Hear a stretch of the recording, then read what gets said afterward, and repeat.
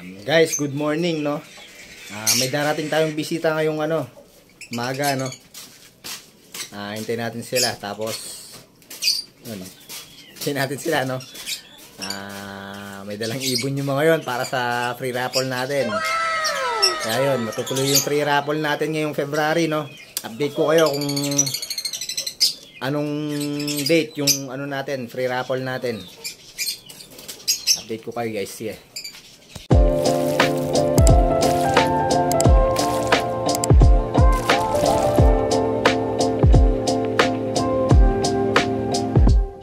Yun guys, no, habang hinihintay natin sila guys, update ko lang kayo dun sa anak natin, no, sa anak ko. Yun, okay naman siya, no. Hinihintay pa namin yung mga lab test niya ngayon. Tapos titignan namin kung kailan siya pwedeng lumabas sa ospital, no. At kung okay na yung mga lab results niya. Kasi may nakitang dugo yata sa ihi niya, konti lang naman, no, parang may infection siya. So yun, maraming bawal na pagkain. Siyempre, bawal sa maalat, bawal sa mamantika. Kailangan mag-diet. Yun guys, no. Nakaka-bad trip lang dun sa sa hospital kasi dapat kahapon schedule yung anak ko ng ng ultrasound alas 12. Medyo na-late yung pera, no. Medyo na-late yung pera pang down payment. Yun. Hindi nila in-ultrasound yung anak ko. Hinintay pa talaga nila yung down payment. Nung dumating na yung down payment, yun, dun pa lang in-ultrasound, no. Wala tayong magagawa. Ganyan talaga yung mga hospital, no. So yun guys, in-update ko lang kayo sa anak ko, no. Pero medyo okay naman na siya. Masigla naman siya, no. Yun, sana maging okay lahat. Tapos guys, ako nga pala, no, dito ako sa bahay binabantayan ko yung bunsong anak namin. Yung misis ko naman, siya yung nasa hospital.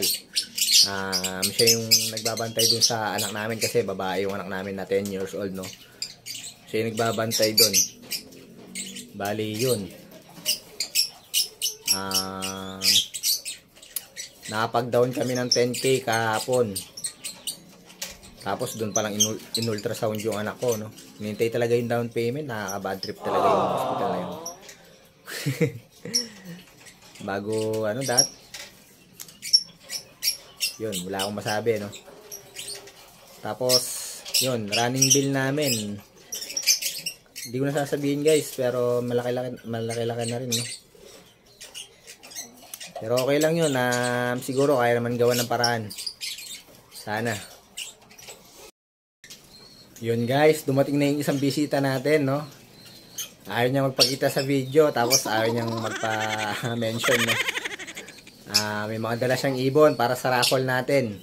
Yun. Papakita ko sa inyo guys. Kaya tuloy na yung raffle natin. Siguro bandang katapusan na tayo ng February magpaparaffle para may sabay ko yung mga painakay ko dito, no.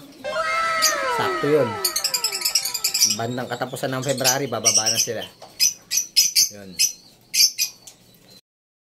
Yun guys, may bisita ulit tayo. Si Sir Melchor Advincula, yung nanalo sa sa raffle natin, no. Tapos may dala din siyang ibon para sa raffle natin. 2 hours later. So yun guys, nakaalis na yung mga bisita natin. Papakita ko sa inyo yung mga ibon, no, na ibinigay nila para iparaffle natin. Napakaganda guys. Pakita ko sa inyo, tara. Guys, ito yung pair na binigay ni Sir Melchor Advincula, no. Binigay niya blue split opaque, split tail fallow. Sure split tail fallow yan, ha. Tapos etong Vaio opaline hen, sure split tail fallow. Napakabait ni Sir Melchor Advincula, no. At hindi niya na kinuha yung napanalunan niya guys. Ipaparapol na lang daw ulit natin sa February. Yan, bali dalawa na yung back to back natin, no. Yun namang napanalunan niya, possible split of 5K ay split OPA if ka, possible split fail follow. Dalawa yon. Paparaffle din natin yon. Saka ito. Tapos yun guys. Yung nasa dulo, akala nyo albino, no? Pero fail follow yan, light form. Binigay yan ng secret na nagbigay, guys. Napakabait din na tao na nagbigay niyan. Grabe. Paparaffle din natin yan.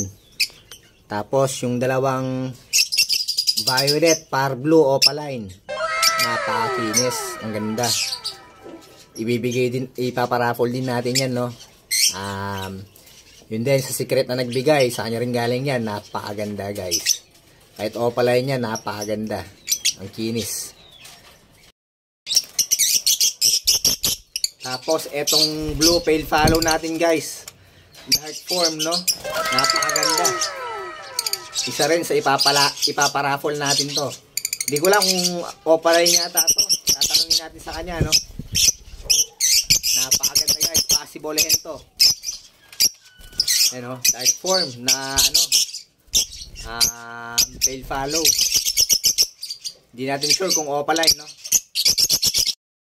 Tapos may binigay din si Sir Melchor Advincula ng Green Personata hen. Ayun, no, nasa likod. Sabi ko sa kanya, kung okay lang, i-breed ko muna dito sa wild type green person natin para maraming makakuha ng mga personata in the future, no? Sayang kasi kung di natin mapaparami, isa lang yung makakuha. Kung i-breed natin, no, mas maraming makakuha, mas maganda. Para sa raffle birds natin. Free lang naman yung raffle natin, guys. Wala naman kayong babayaran dun, no? Kaya gusto ko marami kasi makakuha ng mga ibon natin. Kung anong mutation na meron dito, yun, gusto ko marami makakuha talaga sa mga followers natin. So yun guys, no, yun yung mga ipaparaffle natin sa February. Madadagdagan pa yun dahil may mga painakay pa ako dito. Saka sabi ni Sir Melchor Advincula, magbibigay pa yata siya, no, ng mga opalines para sa paraffle natin. Yun, napakabait na tao talaga ni Sir Melchor Advincula. Ano ko lang sa inyo, no, may kwento ko lang, no. Meron silang pharmacy nagsara dahil tumaas yung ang tawag dito, upa. Ngayon nagsara yung pharmacy nila. Ayaw benta ng misis niya yung mga gamot, kaya i-donate niya. Yun, yung isang bisita natin, nakakuha siya ng 2 box na gamot ng malaking box yun, no. Nahirapan niya kaming sa motor isa kaya dahil malaking box yun, daming gamot. I-donate nila yon doon sa center, doon naman sa kanila, no. Yun, Sir Melchor, binigyan niya rin ako ng gamot, vitamins ng bata, vitamins para sa akin. Yun, napakabait na tao, guys. Saka si Sir, yun, yung ayaw magpasabi ng pangalan. Alam mo na, sir, kung sino ka. Napakabait din, sobrang bait. Binigyan niya ako ng sabi niya, i-breed ko kasi Kaya yun, bibreed muna natin bago natin ipamigay yung mga magiging anak nila. Blue Opaline Dilute, papakita ko sa inyo guys, napakaganda. Eto guys, yung sinasabi ko na binigay sa akin nung secret na nagbigay, no? Blue Opaline Dilute, possible cock, napakaganda guys. Ipapares natin siya dito sa green o papilihin natin para yung mga magiging anak nila ay maging project. Opaline Dilute, fail follow. Napakagandang parisan guys. Tapos, bago ko nga pala makalimutan, no? Yung yung secret na nagbigay, no? Binigyan niya rin ng ibon si Sir Melchor. Napakaganda din, guys. Talagang ang bigat ng mga ibon na dinala niya kanina. Back to back, Blue Opaline Dilute ang binigay niya kay Sir Melchor. Tapos, 2 fail follow. Hindi ko sure kung opa, no? Hindi ko na kasi tinignan eh. Hindi na rin sila masyadong nagtagal, no? Umalis din sila agad. Kasi nga, malayo pa yung biyahe ng isa. Si Sir Melchor, taga San Fernando lang naman siya, no? Pero, yun, hinahanap na kasi siya ng misis niya. Kaya yun, mabilis lang sila. Yun, no? Thankful tayo at nakilala na natin ng personal yung mga naging kaibigan natin sa larangan ng pag-iibon. So yun guys, maraming salamat talaga, no, sa mga bumisita sa atin dito, si Sir Melchor at Bincula. Tsaka yung secret na visitor natin, no. Maraming salamat po talaga at bumisita kayo, no.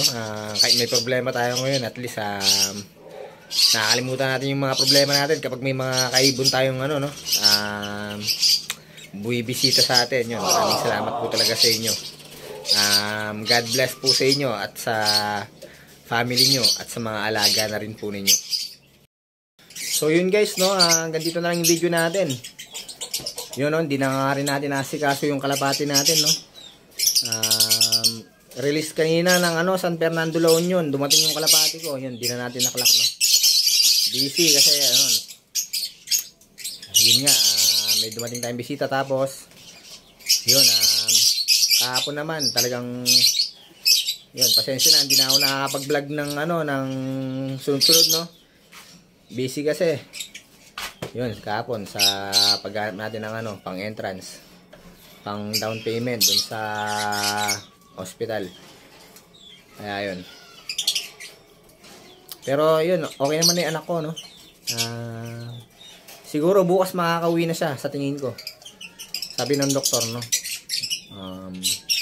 Sana, no. Maraming salamat po lahat sa inyo, no, sa suporta ninyo, sa mga prayers ninyo, sa mga yun kasi, no, tinanggihan ko yung ibang nagdo-donate, nahiya kasi talaga akong tumanggap ng pera. Pero may mga ilan akong napagsabihan ng ano, ng GCash number ko kasi talagang ano, yun, no, gusto talaga nila mag-donate Ayun, maraming salamat po sa inyo. Hanggang dito na lang yung vlog natin guys, no. Maraming salamat. Ingat and God bless mga kaibon, mga kalapatids.